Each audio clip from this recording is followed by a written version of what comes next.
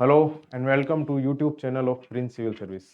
हम आपके सामने लेकर आए हैं यूपीएससी प्रीवियस ईयर क्वेश्चंस की डिटेल एनालिसिस। तो चलिए शुरू करते हैं। आज हम डिस्कस करते हैं 2015 का यूपीएससी का प्रीवियस ईयर का इकोनॉमी का सेक्शन। उसके पहले आपके सामने एक सूचना, 16 अप्रैल को आपका एक ऑनलाइन एक टेस्ट होगा जिसमें प्रिंस सिविल सर्विस स्कॉलरशिप का एडमिशन टेस्ट है। इसके थ्रू आप ग्रेजुएशन के साथ में यूपीएससी जैसी प्रेस्टिजियस एग्जाम की तैयारी करने का मौका पा सकते हैं और अपने आप को एक बेटर प्लेटफॉर्म दे सकते हैं। चलिए अब डिस्कस करते हैं अपने इस पेपर को। सबसे पहला क्वेश्चन ये है कि जब पहले वुडन का जो हल होता था उसकी जगह स्टील का यूज आने लगा, स्टील टेक्नोलॉजी का यूज आने लगा, इसका मीनिंग क्या है? देखिए, जब हम बात करें, पहली बात, टेक्नोलॉजी क्या होती है? टेक्नोलॉजी का मीनिंग है यूज या फिर एप्लीकेशन ऑफ साइंस। अब दूसरी बात, साइंस क्या होती है? तो साइंस का मीनिंग होता है कि जो भी नेचर में है उसको जानना। जब हम साइंस के बारे में जान रहे होते हैं, मतलब कोई भी नेचर में उसको जान रहे होते हैं, उसकी गहराइयों में जाते हैं, उसको समझते हैं, तो उसको हम कहेंगे साइंस। और जब उस साइंस का यूज कर लेते हैं उसको हम कहेंगे टेक्नोलॉजी। तो साइंस है कि वुडन से ज्यादा स्ट्रॉन्ग है एक मेटल, और उस मेटल में जब स्टील का प्लो यूज किया जा रहा है, दैट मीन्स वो ज्यादा स्ट्रॉन्ग है, ज्यादा गहराई तक वो क्या कर सकता है, जा सकता है, अच्छे बेटर तरीके से प्लोइंग हो सकती है, दैट इज साइंस। और जब हम उसको यूज करने लगे, दैट इज टेक्नोलॉजी। तो उस केस में हम कहेंगे कि कैपिटल का जो ऑगमेंटेशन है, दैट इज यूज, क्या है ये? Technological process. उसके बाद में चलते हैं अगले क्वेश्चन के ऊपर। ये इसका डिस्कशन है। उसके बाद में आते हैं, नेक्स्ट क्वेश्चन ये कहता है कि जो सीड विलेज कॉन्सेप्ट, ये जो लॉन्च हुआ था सीड विलेज कॉन्सेप्ट, ये क्या है? सीड विलेज कॉन्सेप्ट क्या कहता है? तो इसके बारे में मैं ये कहूंगा कि सीड विलेज कॉन्सेप्ट क्या, बेसिकली इंडिया में सीड रिप्लेसमेंट रेशो बहुत कम है। सीड रिप्लेसमेंट रेशो का मीनिंग क्या है कि जितना भी एरिया जिसमें टोटल सोन किया जा रहा है, सोन एरिया है, जितना भी जहां पर कल्टीवेशन हो रहा है, उस कल्टीवेशन में सर्टिफाइड सीड का यूज बहुत कम है। तो उस केस के अंदर जब हमको सीड रिप्लेसमेंट रेशो को इंक्रीज करना है, तो सर्टिफाइड सीड को हमको क्या करना होगा? यूज करना होगा। उसी के लिए सीड विलेज कॉन्सेप्ट को अप्लाई किया गया। यहां पर क्या था कि एक पर्टिकुलर एरिया चूज किया जाएगा, उस पर्टिकुलर एरिया के अंदर जब क्या होगा, इस पर्टिकुलर एरिया के अंदर एक पर्टिकुलर सिंगल क्रॉप वेराइटी को हम क्या करेंगे? ग्रो करेंगे, और उस एरिया को आइडेंटिफाई करेंगे साइंटिस्ट, और उसके बाद में उस एरिया के अंदर वो एक तरीके से क्या होगा? डेमो होगा। और वहां पर फिर उस साइंटिस्ट के द्वारा जब वहां पर डेमो कर लिया जाएगा, तो यूनिवर्सिटी के द्वारा जो लेबल्ड सीड है, कृषि विज्ञान केंद्र के थ्रू क्या किया जाएगा? सब्सिडाइज रेट के ऊपर उसको सप्लाई किया जाएगा। अब आते हैं इस क्वेश्चन के ऊपर। यहाँ पर क्या है, क्वेश्चन ये कहता है कि फार्मर्स को बेटर क्वालिटी सीड प्रोवाइड करना, और साथ साथ में जब ये सीड का यूज किया जाएगा वहां पर एक सिंगल उस एरिया के ऊपर, तो फार्मर्स को साथ में उसकी ट्रेनिंग दी जाएगी किस तरीके से वो उसको अफोर्ड उसका यूज करके शो कर सकते हैं। तो यहाँ पर आंसर अपना क्या हो जाएगा? बी। चलिए आप चलते हैं अगले क्वेश्चन की ओर। नेक्स्ट क्वेश्चन हमारा ये कहता है कि फेयर एंड रिम्यूनरेटिव प्राइस जो कि शुगर केन के लिए यूज किया जाता है, ये क्या है? देखिए, एफआरपी की हम बात करें तो एफआरपी को किसके द्वारा अप्रूव किया जाता है? तो अप्रूवल इसका दिया जाता है cabinet committee on economic affair, ठीक है। लेकिन cabinet committee on economic affair तो इसका अप्रूवल देती है, लेकिन इस केस के अंदर क्या होगा? सीसीएपी मतलब सीएसीपी, जो agriculture cost and price, commission for agriculture cost and price की रिकमेंडेशन के ऊपर अप्रूवल कौन देता है? सीसीएपी, तीसरा cabinet committee on economic affair. Next बात, जब हम बात करेंगे एफआरपी ऑन शुगर केन, तो शुगर केन के ऊपर जो एफआरपी की हम बात करें तो क्या होगा कि ऑल इंडिया के अंदर यूनिक होगा, पूरा एक होगा, और ये फार्मर्स को दिया जाने वाला प्राइस होगा जो कि जो शुगर मिल है उनके मालिकों के द्वारा दिया जाता है, ठीक है। उसके बाद में चलते हैं अपने नेक्स्ट क्वेश्चन के ऊपर।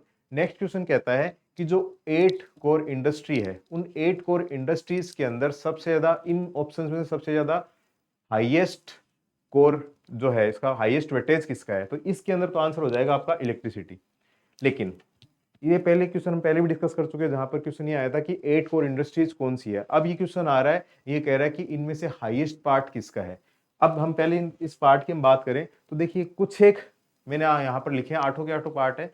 8 कोर इंडस्ट्री जो कि टोटल आईआईपी का 40% बनाते हैं। 8 कोर इंडस्ट्री, इसमें सबसे पहले रिफाइनरी, फिर इलेक्ट्रिसिटी, फिर steel, coal, crude oil, natural gas, cement and fertiliser.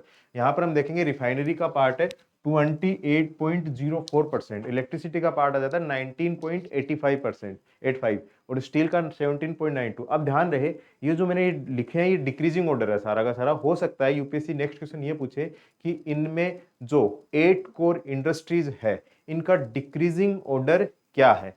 उसके बाद में हम नेक्स्ट क्वेश्चन की ओर चलते हैं। नेक्स्ट क्वेश्चन आपका ये बोल रहा होता है कि जो कंज्यूमर प्राइस इंडेक्स है इंडस्ट्रियल वर्कर का, इसको कौन पब्लिश करता है। तो दो तीन बातें इसके अंदर आएगी। पहली बात, कंज्यूमर प्राइस इंडेक्स क्या है। हम बात करें सीपीआई की, तो सीपीआई क्या होता है कि मार्केट के अंदर जो कंज्यूमर्स है प्रॉपर गुड्स एंड सर्विस जो परचेज कर रहे होते हैं, ध्यान रहे यहाँ पर गुड्स भी आएंगे सर्विस भी आएंगे, जो जबकि डब्ल्यूपीआई में केवल गुड्स आते हैं सर्विस नहीं आते हैं। जो मार्केट के अंदर जो कंज्यूमर है जो गुड्स एंड सर्विस है उसका एक प्रॉपर बास्केट बनाया जाएगा, उसका ईयर ऑन ईयर बेसिस के ऊपर उसका प्राइस है उसका कंपैरिजन किया जाएगा, उसको हम कहेंगे कंज्यूमर प्राइस इंडेक्स। अब जो कंज्यूमर प्राइस इंडेक्स है basically industrial worker, agriculture labour and rural labour, ये तीन ऐसे हैं जिनको लेबर ब्यूरो पब्लिश करता है, और एक कंज्यूमर प्राइस इंडेक्स है जिसको कंबाइंड कहते हैं, उसमें रूरल एंड अर्बन दोनों आते हैं, उसको पब्लिश करता है एनएसओ, और अभी क्या है वो सीएसओ। तो ये इसका हो गया। और ध्यान रहे जब हम बात करें सीपीआई इंडस्ट्रियल वर्कर की, तो सीपीआई आईडब्ल्यू का यूज किया जाता है जो कि शहरी क्षेत्रों के अंदर जो काम कर रहे हैं, जो मजदूर वगैरह है या फिर गवर्नमेंट जो एम्प्लॉय है, उनका जो महंगाई भत्ता है उनका निर्धारण सीपीआई आईडब्ल्यू के बेस के ऊपर किया जाता है। उसके बाद में चलते हैं अपना नेक्स्ट क्वेश्चन। नेक्स्ट क्वेश्चन हमारा ये कहता है जो ग्लोबल इकोनॉमिक प्रोस्पेक्ट्स, ध्यान है जैसे हमने इससे पहले हमने देखा था आईएमएफ ने जो रिपोर्ट पब्लिश की थी उसके बारे में, और अब यूपीएससी का लगातार रिपोर्ट्स के बारे में पूछ रहा है। हालांकि एक ट्रेंड चला था उसके अंदर 2014, 15, 16 के बाद में कुछ एक हम देखते जाएंगे रिपोर्ट्स पूछता जा रहा है। यहाँ पर जो ग्लोबल इकोनॉमिक प्रोस्पेक्ट जो रिपोर्ट है इसको पब्लिश किया जाता है वर्ल्ड बैंक के द्वारा। ये दो पार्ट में पब्लिश होती है, मतलब बाईएनियल, जनवरी से जून फिर जून से दिसंबर ऐसे। तो पहला पाला डिटेल्ड में होता है, दूसरा उसका एनालिस, पहला डिटेल एनालिसिस होता है, दूसरा पार्ट शॉर्ट के अंदर होता है। ठीक है, अब बात करते हैं वर्ल्ड बैंक की। वर्ल्ड बैंक टोटल 5 ग्रुप से मिला होता है। पहला international bank for reconstruction and development, दूसरा इंटरनेशनल डेवलपमेंट एजेंसी, तीसरा इंटरनेशनल फाइनेंस कॉर्पोरेशन, चौथा मल्टीलेटरल इंटरनेशनल गारंटी एजेंसी, चौथा है international agency for ICSID, that is investment dispute, that is international committee for settlement of investment and dispute. In 5 part से world bank group बना होता है।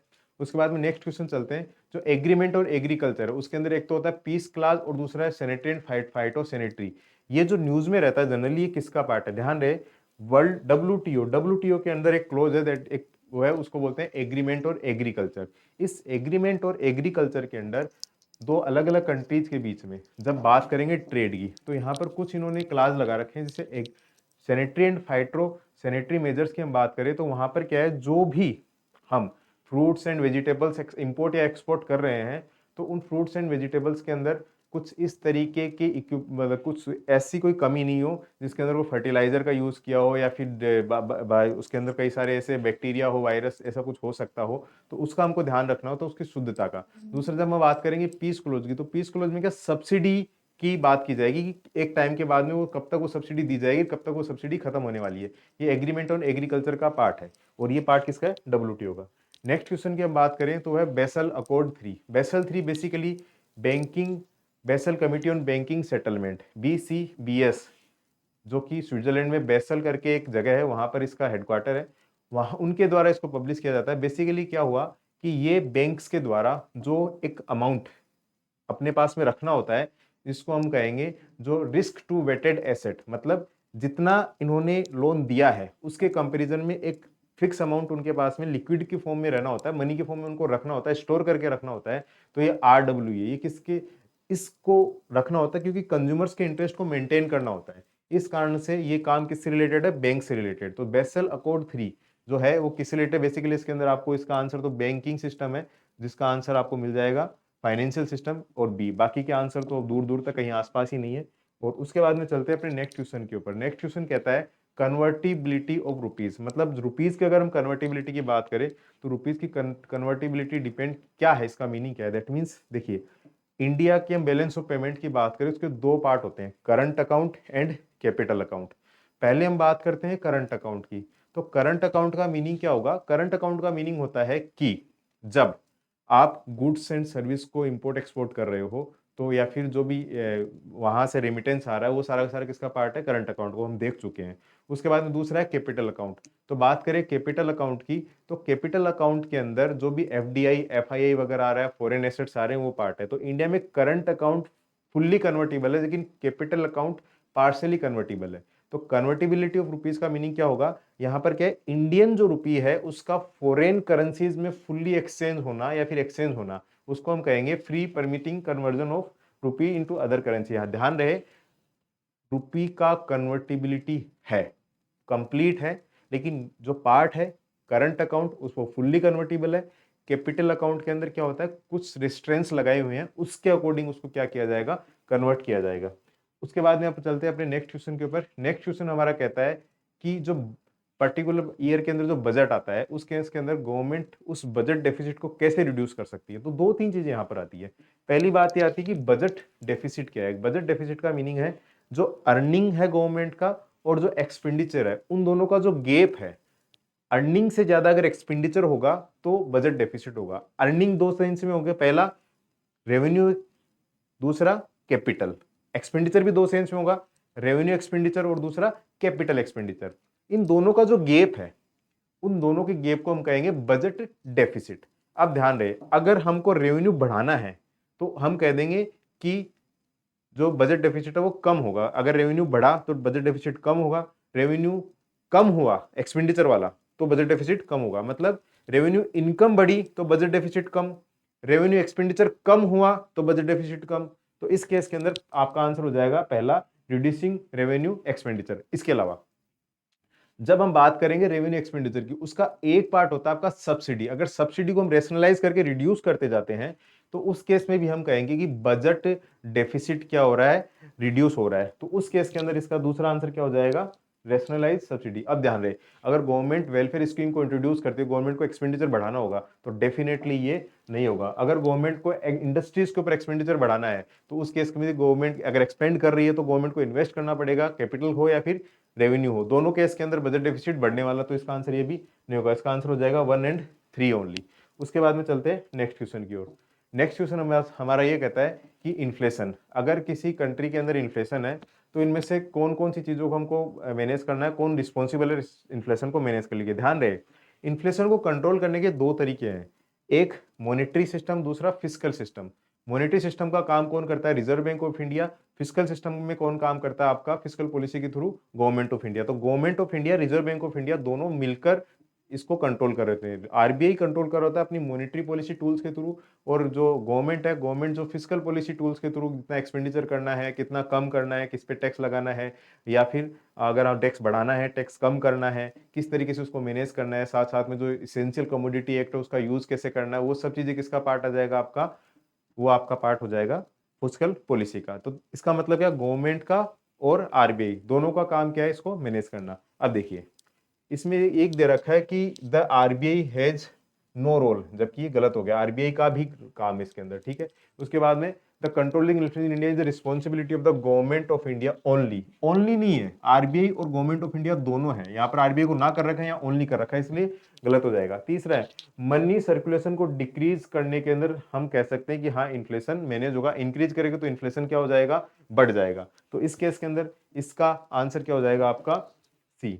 उसके बाद में चलते हैं, जो नेक्स्ट क्वेश्चन है वो हमारा इंटरनेशनल लिक्विडिटी। इंटरनेशनल लिक्विडिटी का मीनिंग है कि हम इंटरनेशनल लेवल के ऊपर ट्रेड कर रहे हैं।